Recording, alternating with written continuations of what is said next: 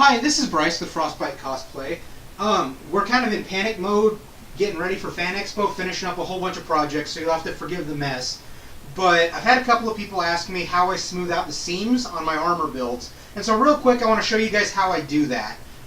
We're finishing up the Brigitte Linhardt armor here.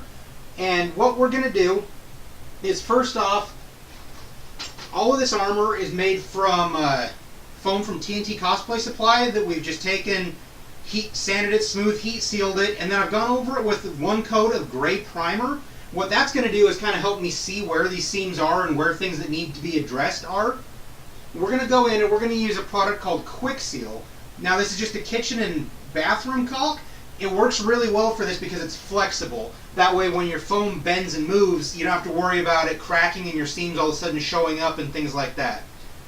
You're also going to need a small spatula. This is really hard to do by hand, just because as you're trying to fill in these seams, if you're using just your finger's pliable enough that it can kind of get down in there and scoop the Kwik Seal out without you really realizing it. So a small spatula is going to be really important.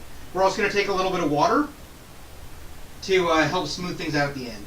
So what we're going to do is any of our seams that we need to go over, so you'll see on this one here, you can kind of see this seam's got some wonky points in it.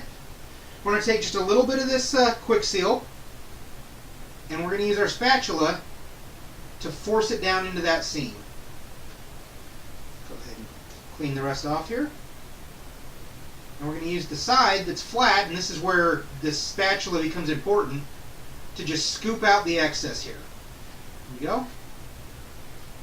And so we've got that nice and flat. Maybe a little bit more there. There we go. Get it to where it looks good. And the last thing that we're going to do, go ahead and put a glove on real quick, is we're going to take just a little bit of water, and we're going to take, and not actually in the seam, but on the corners and edges here, we're going to take just a little bit of water and smooth those out.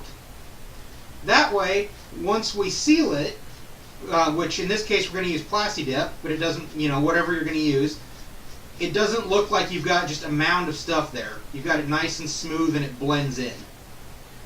And so there we go. That gives us a nice even seam, and once it gets all painted, it's going to make it look like one piece instead of something that's been, glued together.